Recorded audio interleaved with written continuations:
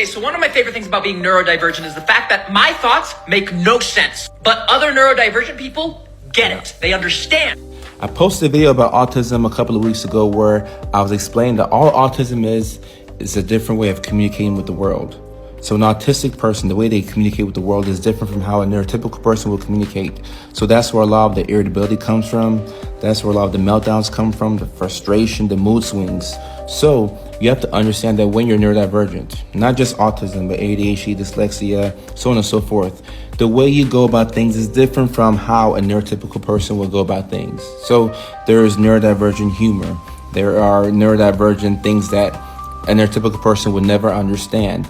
And depending on the environment that you're in, you might feel like you're weird or you're an outcast, but no need to beat up yourself. It's more important for you to find your people. And when you're around those people, you'll feel more like yourself than you've ever been. Chosen One Part 3. Anyone, and I mean anyone that messes with you gets hit hard. You're a kind, genuine person, and you want the best for other people, even if they've done you wrong. But it seems like anytime someone does you wrong, and then you come around a couple of weeks, a couple of months, or it could be a year or two later into their life, you're like, what happened? What happened to you? The Most High is not playing around when it comes to you. Sign number 2. Animals just feel very safe in your presence. It could be dogs, it could be cats, it could be birds. It's like they might not go to too many other people, but they come to you. And sometimes even you're like, wow, like what's going on? But it's your frequency that they are in resonance with. Sign number 3, you are a potent manifester. And here's what I mean. When you think about a person, that person just ends up appearing back into your life. It's like you didn't even have to do the work. They just came back. It's because your thoughts become reality.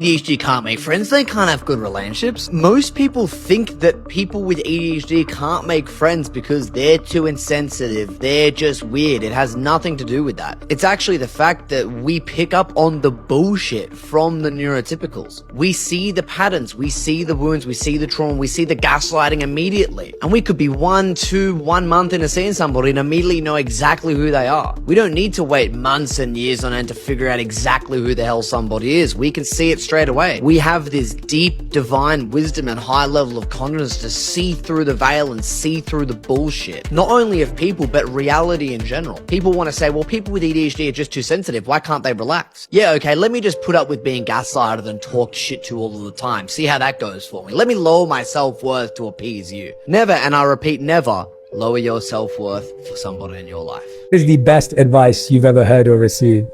Spend so much time on self-improvement that you have no time to criticize others.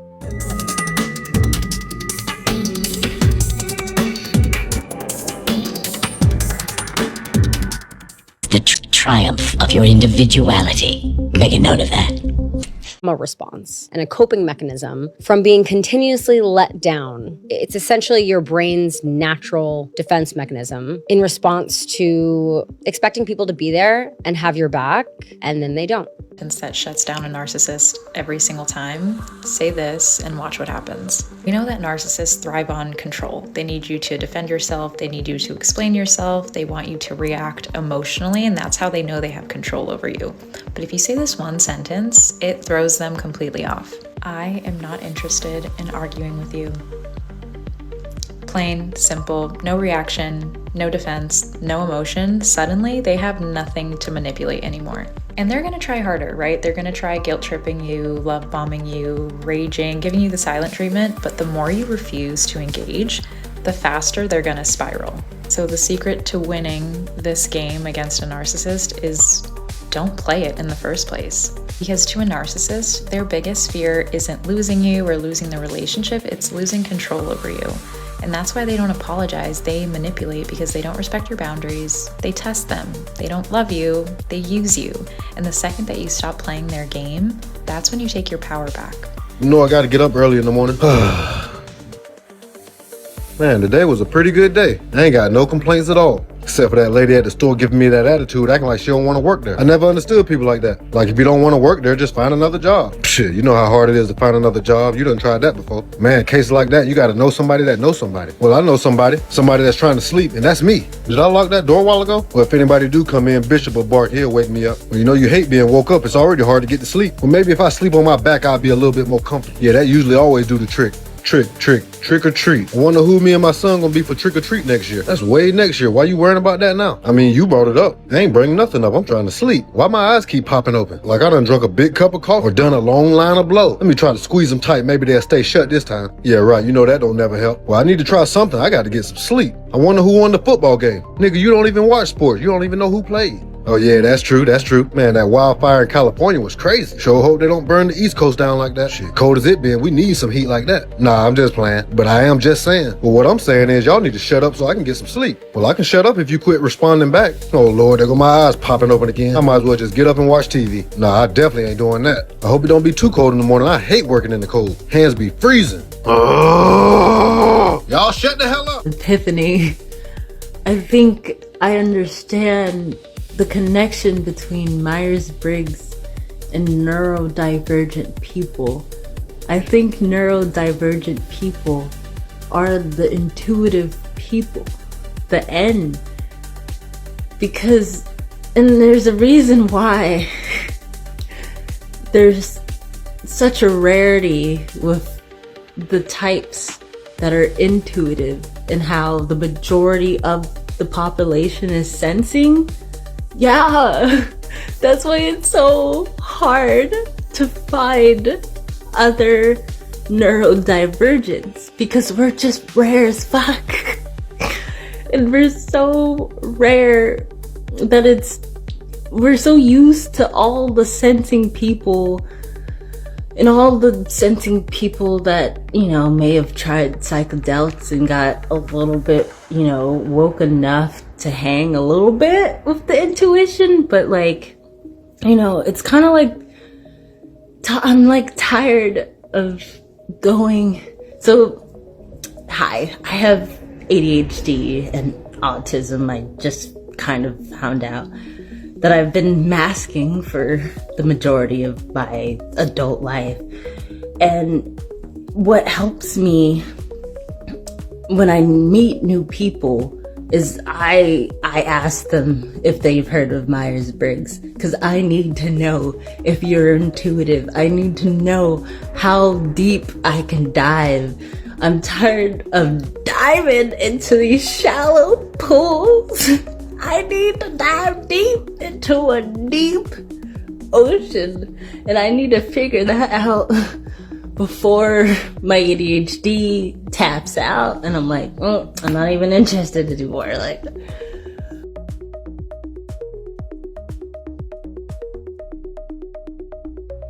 If you went back and fixed every mistake you've ever made, you wouldn't be you. Think about it. Every wrong turn, every failure, every heartbreak shaped the person you are today. Without them, you'd erase the lessons, the growth, the strength you didn't know you had. It's tempting to dwell on what you could have done differently, to wish you'd chosen another path. But life doesn't work like that. The choices you made, even the ones that hurt, led you here. And here is exactly where you're meant to be. Stop seeing your past as a list of regrets and start seeing it as a story of resilience. You're not the sum of your mistakes. You're the result of how you rose after them. Imperfections aren't something to fix. They're proof that you lived, learned, and kept going. Remember that I forgot, but can't remember what I forgot. I really be thinking like that, and it really pisses me off.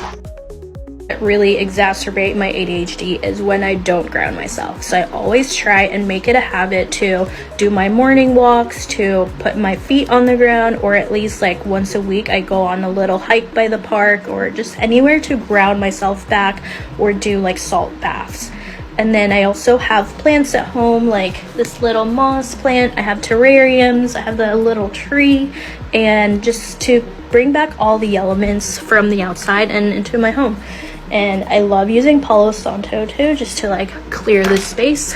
And other than that, like our home is pretty like beige, like not a lot of colors because, you know, it's overstimulating for my brain to have like many bright colors. So I try to keep it just like as plain as possible. And yeah, those are some of the things that I do.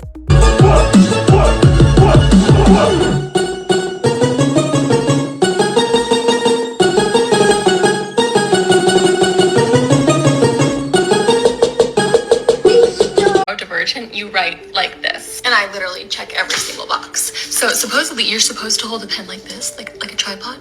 No, I hold it like this. I have like a callus from pushing and holding. You also write like half cursive, half print. And then apparently people write with the paper straight like this. What? No. 90 degree, hovered over, slamming in. I mean, I've been diagnosed ADHD by a professional, but for some reason, this diagnosis from TikTok, from a stranger, just really confirmed I can believe my doctor. Got this. Don't put it down, put it away. Good. Don't put it down, put it away.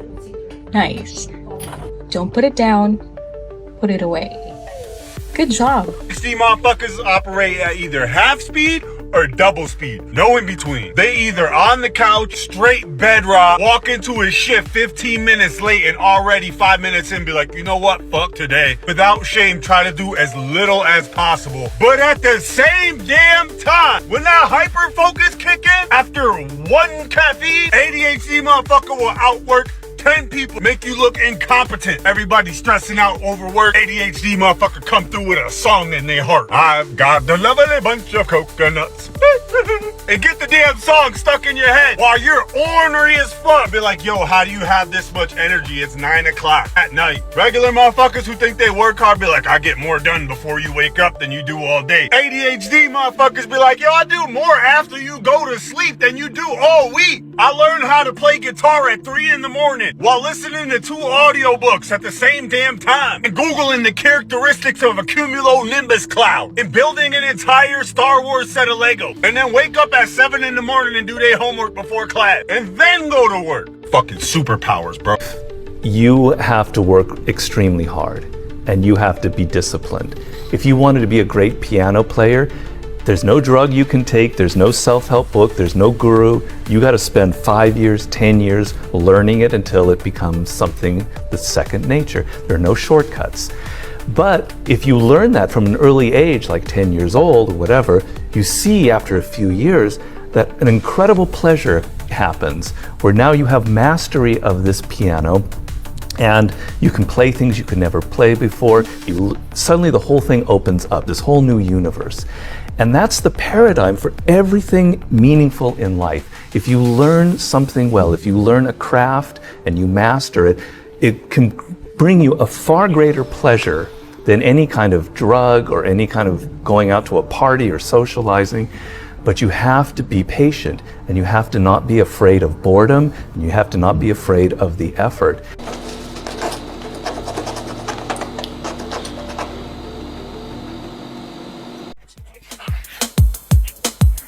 What the fuck is this kid doing? The voices! Again!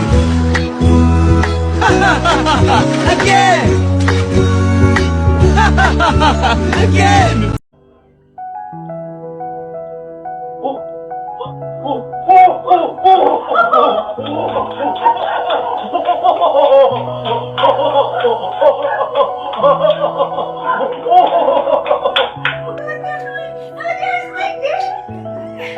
Mom, turn around. Why? Turn around.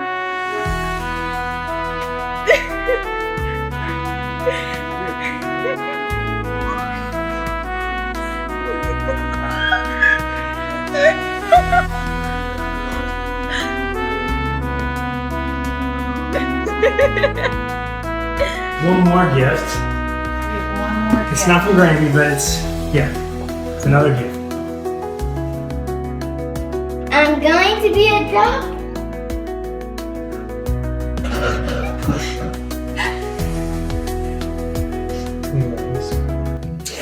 Your man here has way too much style.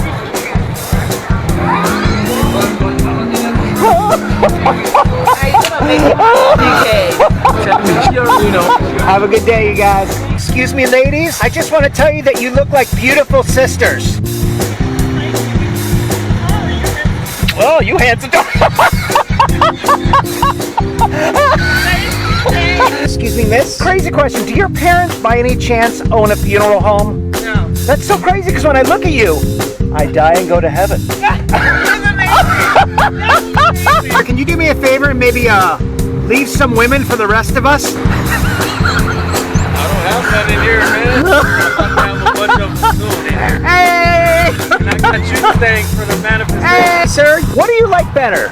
Money or women? You don't want money. Remember every moment of the struggle, only that it changed you. You won't recall the exact weight of the burden, only that you carried it longer than you thought you could. And you won't be sure, even when the sky is clear, whether the storm is truly behind you, or if you are still walking through the aftermath. But one thing will be certain, you are not the same. The storm may have taken parts of you, but it also revealed pieces you never knew existed. Strength in the breaking, resilience in the wreckage, a self you wouldn't have met any other way. That's what the storm was for. Not to destroy you, but to unmake the version of yourself that could not withstand it. Not to punish you, but to shape you into someone who knows what it means to endure. You may never be able to return to who you were before, but maybe that was never the point. Maybe the point was to learn that even after the worst of it, you are still here. And that alone is proof that you were always meant to make it through. That men just don't get told nice things, apparently. Today I told my boyfriend, hey, you're deserving of love. And he cried so hard he got a nosebleed on my new dress. I'm not mad about the dress. I'm not mad about that at all. I'm mad about the fact that in his 18 years of life, no one, not a single person has told this man that he's deserving of love. We've created a society where men are so afraid to be vulnerable with each other, to be, sensitive with each other, to care for each other, to love each other. I get you're angry. I am not angry. I am in pain, and you put me here. I struggle to believe in myself sometimes, and I give myself a very hard time, and I don't talk very nice to myself a lot of the time. He was a people pleaser. He's like, I'm gonna fucking help everybody except for myself. Stop romanticizing the bare minimum. Someone showing the smallest effort shouldn't feel like a miracle. A text back after 12 hours, an half-hearted apology, a last-minute plan. You tell yourself it's enough because they're too busy. You celebrate breadcrumbs like they're a feast, mistaking the bare minimum for real love. But love isn't meant to feel like a relief when they finally show up. It shouldn't leave you waiting, wondering, questioning. It shouldn't make you feel grateful for the things that should be basic. Respect, consistency, a love back that doesn't need to be begged for. The truth is, the right love won't have you clinging to scraps. It won't make you feel lucky just to be noticed, because love isn't the bare minimum, and neither are you. When love is real, you won't have to convince yourself that it is. Us the same problems until we figure them out. It's like we're stuck in a loop until we learn what we need to learn. You can see this most clearly in relationships. We keep meeting the same type of people who aren't good for us. Different faces, same problems. Different names, same patterns. Maybe it's always ending up with someone who doesn't respect your boundaries, or always finding friends who take advantage of your kindness, or repeatedly trusting people who let you down. These patterns don't keep showing up by accident. They keep coming back because there's something we haven't learned yet, something we need to understand about ourselves. The cycle only breaks when we finally get the message. when we change how we handle these situations, when we learn to make different choices. Until then, life will keep sending us the same lesson. Go ahead and get up out this house. No, I'm gonna be late for work. Wait, hold on a minute. Where my AirPod case at? Let me go grab my AirPods right quick. I know I'm gonna need that. Man, here go my keys right here. Where I'm finna go without them? Nowhere. Hold on. I definitely need to grab this bag of chips. It's them ranch fries. I ain't never tried these. Sure hope they good as they look. I'm telling you. Man, hold on. What I come back here for again? Dang, why I come back in this room? Okay, let me see. I got my phone. Okay, now let me see. I know I got my keys. I just picked them up. That should be all a brother need, right? I mean, I can't think of nothing else. Well, forget it. Whatever it is, can't be too important. Put these keys back in my pocket. La, la, la, la, la. La, la, la, la. All right, let me get on down this road. Now, hold on. Am I sure I got everything? Feel like I'm forgetting something. Oh, well. Whatever it is, I'll probably think about it when I get halfway down the road and realize I need it. Okay, so this is the perfect sample of fourth dimension. The perspective of the fourth dimension. This is how it looks like. It's an infinite reflection of the third dimension.